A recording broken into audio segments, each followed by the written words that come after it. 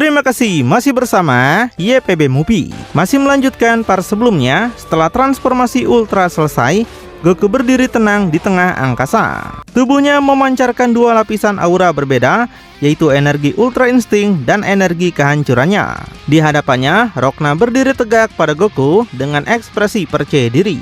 Petir kecil mengelilingi tubuhnya sambil perlahan meningkat. Tatapannya menunjukkan bahwa dia mulai menganggap Goku sebagai lawan sejatinya. Ekspresi Goku menjelaskan cukup serius sambil menanyakan apakah Rokna sudah siap untuk menghadapi kekuatan yang tidak akan pernah makhluk itu bayangkan.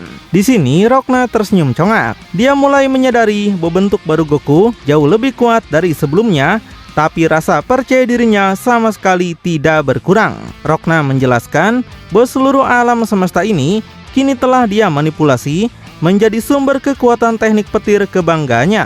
Ini adalah kekuatan penuhnya dan dia yakin Goku tidak akan pernah bisa mengalahkan kekuatannya. Kemudian sebuah petir melintasi angkasa dengan kecepatan luar biasa menuju ke sebuah tempat. Rupanya sambaran petir itu menghantam sebuah planet hingga hancur total. Planet pecah menjadi jutaan serpihan, sementara energi listrik masih terus menyambar di antara puing-puing. Rokna tersenyum congak sambil mengangkat dua jarinya ke samping.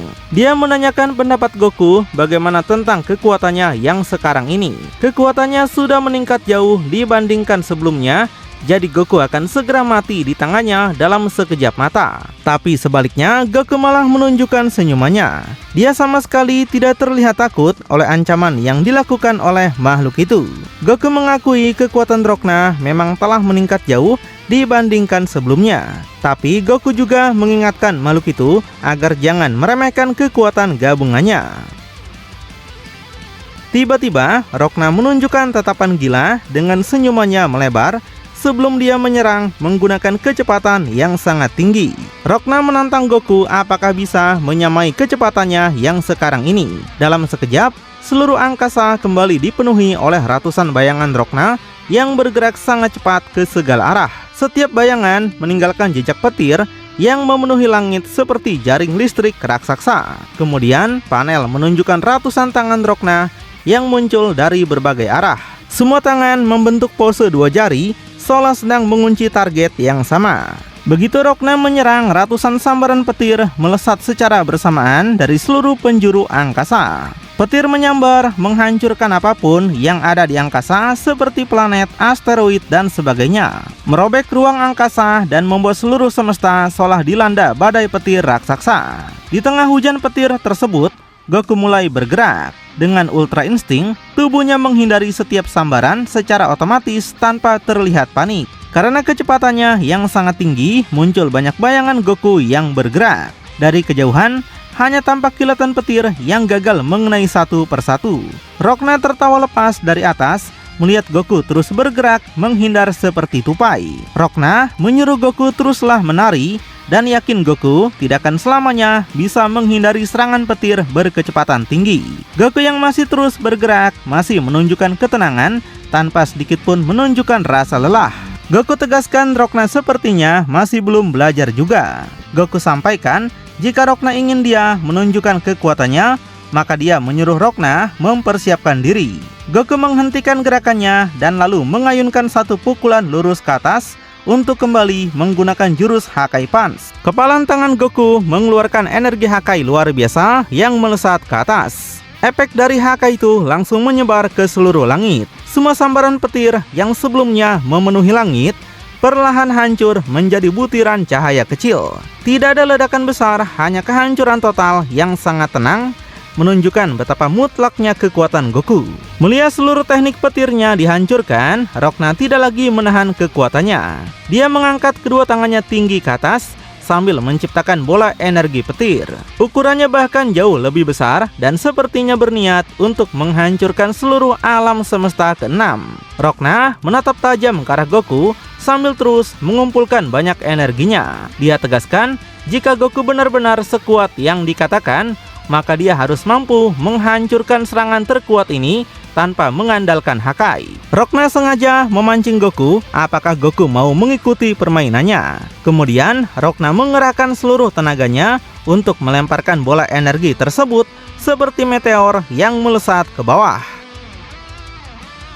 Di bawah lintasan bola energi, Goku tetap berdiri tenang. Dia hanya mendongak melihat serangan yang semakin mendekat. Tanpa diduga, Goku menerima tantangan Rokna untuk tidak menggunakan Hakai dalam serangannya kali ini. Goku akan menggunakan jurus andalannya dan yakin serangannya bisa mengalahkan makhluk itu. Seperti biasa, Goku mengambil pose yang familiar untuk menggunakan Super Kamehameha. Hingga dalam teriakan keras, Goku melepaskan Kamehameha ke arah atas. Laser Kamehameha yang tanpa energi Hakai tersebut, tapi dalam level tinggi, melesat sangat cepat. Hingga kemudian, dua energi mereka bertabrakan di angkasa dan saling menekan dengan luar biasa. Benturannya menghasilkan gelombang kejut yang menyebar ke segala arah. Ruang angkasa tampak bergetar dan seperti tak sanggup lagi menampung dua kekuatan mereka. Rokna mengerahkan seluruh kekuatannya untuk mendorong balik Kamehameha Goku. Rokna nggak menyangka Goku rupanya punya teknik lain selain Hakai. Dia penasaran dewa macam apa sebenarnya Goku ini. Dengan senyuman tipis yang penuh keyakinan, Goku tetap mempertahankan Kamehameha tanpa terlihat kesulitan sedikit pun. Goku sampaikan dia memang mempunyai gelar dewa untuk saat ini. Tapi Goku adalah pejuang alam semesta yang hidup di bumi dan tidak akan membiarkan orang lain sampai merusak tempat hidupnya dan keluarganya. Kemudian Goku mengerahkan tenaga lebih besar lagi. Matanya membelalak hingga Kamehameha Goku semakin besar, mendorong balik bola energi Rokna. Tekanan Kamehameha akhirnya menembus bola energi petir dan terus melesat menuju Rokna berada. Rokna menunjukkan keterkejutan dan sekarang rasa percaya dirinya hilang begitu saja. Dia tidak pernah membayangkan bahwa serangan petir terkuat yang telah dia kumpulkan dari energi alam semesta dapat ditembus begitu mudah oleh satu Kamehameha Goku. Tubuh Rokna yang sudah pasrah langsung dihantam oleh serangan Kamehameha tersebut. Seluruh tubuhnya tenggelam di dalam energi tersebut dan tidak ada satupun hal yang bisa dilakukan Rokna untuk menghentikannya. Kamehameha membawa tubuh Rokna jauh melintasi angkasa sebelum akhirnya meledak. Ledakannya memenuhi angkasa dengan gelombang dan angin yang menyebar ke segala tempat. Cahaya ledakan menerangi asteroid dan planet-planet di kejauhan. Setelah ledakan berakhir, tubuh Rokna terjatuh pada sebuah batu angkasa kecil. Dia tengkurap dengan kedua tangan terentang lemas. Untuk pertama kalinya, musuh yang begitu percaya diri itu tampak benar-benar sudah tidak berdaya sekali. Keheningan menyelimuti medan perang. Kemudian, Goku mendarat tepat di samping Rokna yang masih tergeletak. Goku menunduk melihat Rokna dengan tatapan serius. Goku mengakui bahwa Rokna memang salah satu lawan terkuat yang pernah dia hadapi. Tapi setelah Goku mendapatkan kekuatan ultra, jarak kekuatan mereka sudah begitu jauh. Goku sadar jika perang ini terjadi 6 bulan sebelumnya, hasilnya mungkin akan berbeda. Jika Rokna datang 6 bulan lalu, Goku mungkin tidak akan sanggup untuk menghadapi kekuatan Rokna yang luar biasa itu. Goku perlahan mengangkat telapak tangannya di mana energi Hakai mulai tercipta. Goku berniat untuk mengirim Rokna ke dimensi kosong seperti yang pernah dia lakukan pada Nista.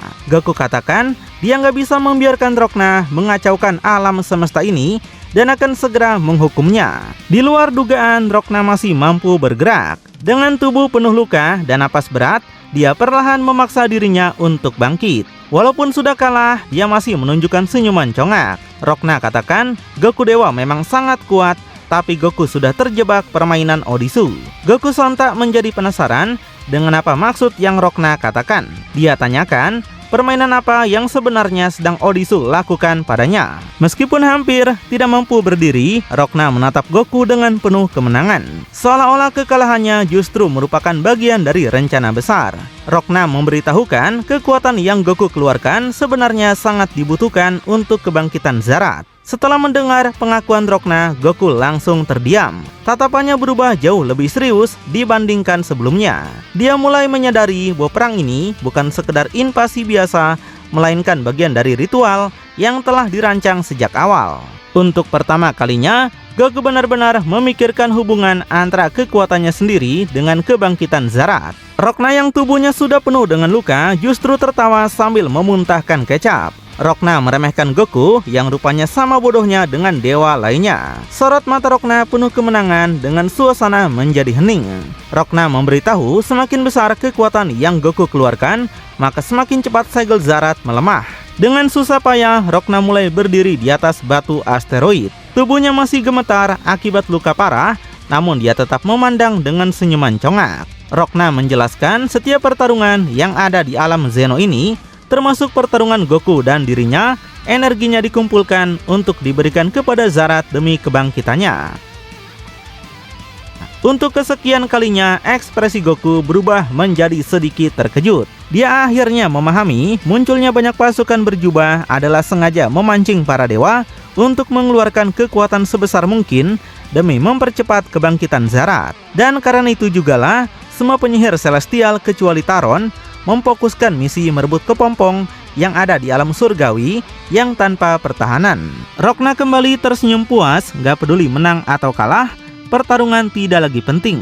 Sejak awal, seluruh misi mereka hanyalah memastikan energi yang cukup terkumpul untuk membangkitkan Zarat. Meskipun Rokna sangat ingin mengalahkan Goku, tapi pada akhirnya dia hanya bisa mencapai satu tujuan, membangkitkan raja mereka. Rokna mengangkat satu tangannya dan menunjuk langsung ke arah Goku.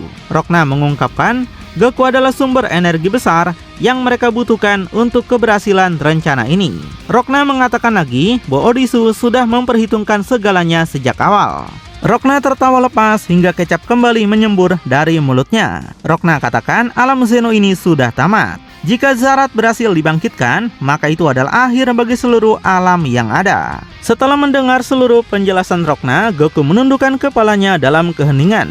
Goku mulai berpikir keras karena semua peristiwa yang telah terjadi terasa saling berhubungan. Selain itu, Goku bertanya-tanya mengapa rencana penyihir celestial terasa sangat familiar. Sampai kemudian mata Goku membelalak karena akhirnya mengingat kejadian lama. Saat itu, Babidi membangkitkan Majin Buu menggunakan energi dari pertarungan Goku dan Vegeta. Karena Majin Buu merupakan bagian dari tubuh Zarat, maka pola ritual kebangkitan kali ini ternyata sama persis. Dan karena Zarat adalah makhluk yang sangat kuat, maka energi yang dibutuhkan juga haruslah besar. Sementara Rokna yang hampir mati masih memaksakan dirinya mengangkat dua jari ke arah Goku. Wajahnya dipenuhi darah namun masih tersenyum congak. Dia berniat melancarkan serangan terakhir menggunakan teknik petir sebelum ajal menjemputnya. Tapi sebelum serangan itu sempat dilepaskan, mata Rokna tiba-tiba membelalak. Dia merasakan sesuatu yang sama sekali tidak dapat dia lihat. Rupanya Goku telah bergerak melampaui cahaya dengan kini berdiri di belakang Rokna dan satu tangan menciptakan bilah energi seperti Pegito. Di belakangnya, kepala Rokna sudah terpenggal dan masih melayang di udara dalam bentuk siluet. Dengan kepalanya yang masih melayang itulah dan sedikit kesadaran yang masih ada, Rokna benar-benar tidak percaya bagaimana Goku bisa bergerak secepat itu. Sampai setelahnya, tubuh Rokna akhirnya jatuh di atas batu angkasa. Kepalanya terjatuh cukup jauh dari tubuhnya dengan sisa-sisa energi petir yang perlahan menghilang. Di sini Goku benar-benar tanpa penyesalan melakukannya sejak dia bergabung dengan energi kehancuran dan mendapatkan kembali ingatan sayannya. Goku kembali memikirkan Zarat yang kemungkinan besar akan segera bangkit tidak lama lagi. Tatapannya penuh kekhawatiran meskipun sifat sayannya sekarang bergejolak tinggi. Sebagai seorang Saiyan sejati, Goku sangat bersemangat saat mendengar makhluk yang sangat kuat akan segera muncul. Tapi di sisi lain, makhluk itu adalah salah satu dari 7 penguasa alam yang paling ditakuti. Goku yang perlahan mengepalkan tangannya kini mulai menegang. Goku menyadari hasil latihannya bukan hanya untuk sekedar mengalahkan penyihir celestial, tapi melawan makhluk yang jauh lebih kuat dan mengerikan.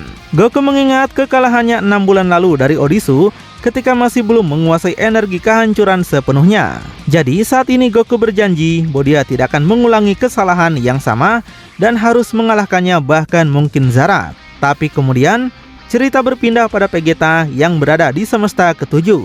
Vegeta menunjukkan ekspresi terkejut tak percaya saat merasakan aura Ki Rokna benar-benar sudah menghilang.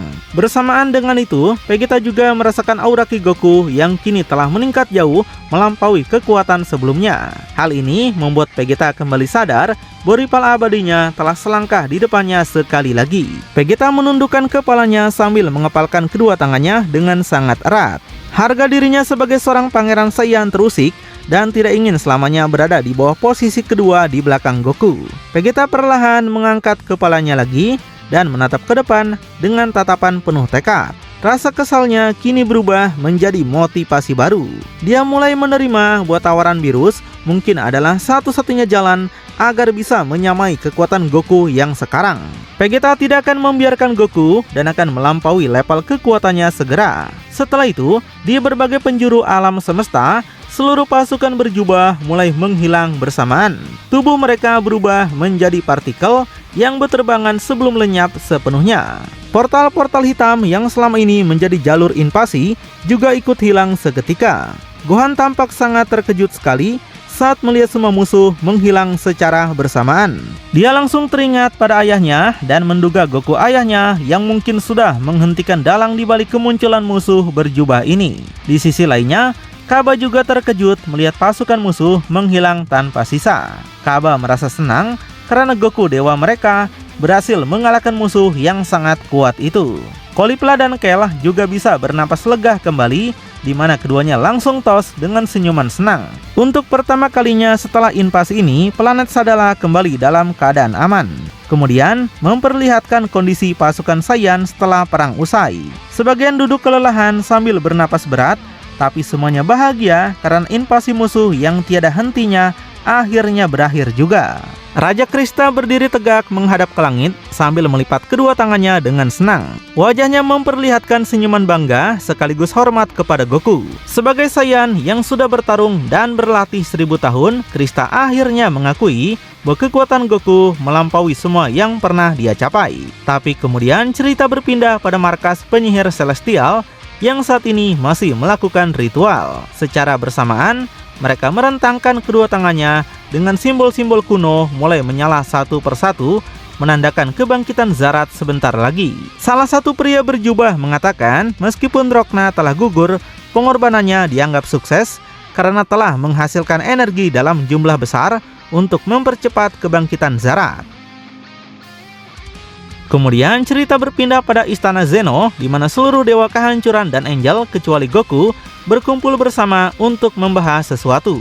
Suasana menjadi serius karena ancaman terbesar telah kembali. Daishin Kan menatap serius pada semua dewa yang ada. Sebagai penasihat, dia memahami bahwa mereka terlambat menyadari rencana musuh. Mereka hanya mempunyai sedikit waktu sebelum Zarat benar-benar dibangkitkan sepenuhnya.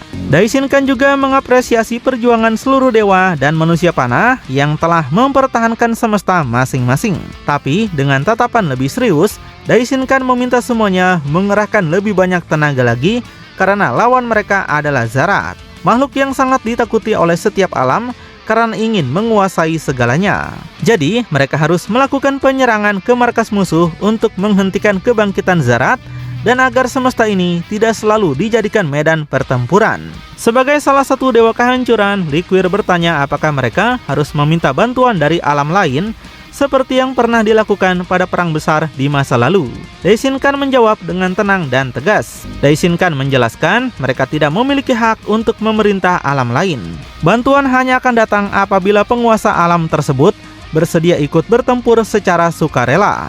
Kuitela tampak sedikit kesal dan mempertanyakan bagaimana pasukan surgawi bisa dikalahkan sementara para dewa justru mampu mempertahankan semesta mereka masing-masing kecuali semesta Beerus. Di sini Beerus langsung terpancing oleh ejekan Kuitela. Dengan cukup kesal, Beerus tegaskan semesta ketujuh bukan kalah karena lemah, melainkan menjadi target utama akibat memiliki banyak petarung luar biasa yang energinya dibutuhkan musuh.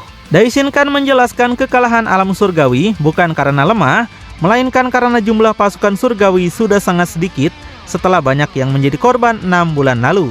Tapi beruntungnya, Pikon dan yang lainnya masih hidup hingga mereka bisa membantu untuk menghentikan kebangkitan Zarat nanti. Selain itu, para dewa dan angel tidak memiliki hak untuk memasuki alam surgawi selain mendapatkan izin dari Warden Opesek. Kalimat ini menegaskan mengapa para dewa tidak ada yang pergi ke alam surgawi saat penyerangan musuh berlangsung. Kemudian, Daishinkan merentangkan kedua tangannya dan mengatakan bahwa mereka para angel yang biasanya netral terhadap sesuatu kejadian apapun, kini akan berjuang bersama di garis depan. Saat mendengar hal tersebut, para dewa sontak menjadi sangat senang karena mereka akhirnya akan bertarung berdampingan dengan para angel. Mereka menjadi bersemangat kembali dan berharap bisa melihat bagaimana kekuatan Daishinkan ketika perang yang sesungguhnya. Tapi Beerus perlahan mengangkat satu tangannya yang membuat para dewa menjadi diam dan penasaran. Beerus meminta izin pada Daishinkan untuk mengajukan sebuah permohonan. Daishinkan segera mempersilahkan Beerus untuk menyampaikan permohonan di hadapan seluruh dewa yang hadir. Dengan ekspresi sedikit gugup namun tegas, Beerus mengutarakan keinginannya untuk melepas jabatannya sebagai Dewa Kehancuran Semesta ke-7. Dia ingin Vegeta menggantikannya sebagai Dewa Kehancuran yang baru. Seketika, semua dewa yang mendengar itu langsung terkejut tidak percaya kenapa Beerus ingin melakukannya. Kuitela menunjuk ke arah Beerus dengan senyuman sinis. Dia menganggap Beerus mundur karena takut dalam menghadapi penyihir Celestial dan Zarat. Ucapan itu sengaja dia lontarkan untuk memancing emosi Beerus di hadapan semua dewa. Kuitela menyebut Beerus adalah pecundang yang sesungguhnya. Belmont yang melipat kedua tangannya juga meremehkan keinginan Beerus. Dia tidak percaya Beerus yang merasa sebagai salah satu dewa kehancuran terkuat malah menjadi sepenakut ini ketika perang besar akan segera dimulai. Belmont kembali menyindir Beerus karena ingin menyerahkan jabatannya kepada seorang panah, sama seperti Champa yang memberikan jabatannya kepada Son Goku. Di sini Beerus mulai kehilangan kesabarannya mendengar ucapan mereka. Dia mengangkat satu tangannya sambil membentak para dewa kehancuran yang terus mengejeknya. Beerus menegaskan bahwa dirinya tidak pernah takut sedikit pun pada musuh. Dia hanya menyerahkan jabatannya, tapi masih ingin ikut berperang bersama yang lain. Sidra menatap Beerus dengan wajah penuh kebingungan. Dia benar-benar tidak memahami alasan Beerus. Dia ingatkan jika jabatan Dewa Kehancuran diserahkan, maka seluruh energi kehancuran dan tubuh abadi Beerus akan berpindah pada penerusnya. Jadi, bagaimana mungkin Beerus masih ingin ikut berperang dalam kondisi tubuh yang lemah? Kuitela kembali menunjuk Beerus sambil mengejek. Dia menyindir bahwa Beerus mungkin hanya ingin hidup santai seperti Champa setelah melepaskan jabatannya. Tapi Daishinkan kemudian segera mengambil alih pembicaraan dan menghentikan perdebatan mereka. Dengan ekspresi tenang, dia memandang langsung pada Beerus. Dia ingin memastikan apakah keputusan besar ini benar-benar sudah dipikirkan matang, karena kekuatan Beerus masih menjadi salah satu harapan utama dalam memenangkan perang ini. Tapi Beerus menundukkan kepalanya dengan ekspresi teguh. Dia rela kehilangan energi kehancuran dan tubuh abadinya demi masa depan alam semesta ke-7. Namun, dia tetap bersumpah akan ikut berperang sebagai pejuang biasa sampai perang berakhir. Cerita kemudian berpindah ke sebuah planet di alam semesta ke-7 yang telah menjadi medan pembantaian. Krillin dan Yamcha tergeletak di tanah dipenuhi dengan kecap yang merembes dari tubuh mereka. Entah apakah mereka masih hidup atau sudah mati, yang jelas mereka dalam kondisi yang mengenaskan. Neri sebagai orang yang telah menghabisi mereka sama sekali tidak ada rasa puas di wajahnya. Dia katakan dua orang yang datang ini sama lemahnya dengan penghuni planet ini dan dia sama sekali tidak tertarik. Rigba berdiri tenang sambil memandang pada kejauhan. Dia menyadari seluruh pasukan berjubah di berbagai planet telah menghilang. Hal itu membuatnya penasaran siapa sosok dewa yang mampu mengalahkan Rokna. Saat ekspresinya berubah menjadi jauh lebih serius, dia mulai memperingatkan Neri. Jika benar ada dewa yang kekuatannya melampaui Rokna, maka mereka tidak boleh lagi meremehkan musuh dan harus berhati-hati. Kemudian sebuah portal hitam mulai terbuka di atas mereka. Rigba mendongakkan kepalanya melihat ke arah portal tersebut. Dia langsung memahami bahwa itu adalah panggilan dari markas utama. Dengan wajah serius, dia mengajak wanita itu untuk kembali dan yakin kebangkitan Zarat hanya tinggal menunggu waktu. Pembantaian besar-besaran akan segera terjadi di alam Zeno ini. Dia meminta Neri mengerti karena wanita itu bisa membasmi lebih banyak musuh setelah Tuan Zarat hidup kembali. Lalu bagaimanakah kelanjutannya? Makin penasaran? Tonton kelanjutannya di channel YPB Movie, channelnya anime bapak-bapak.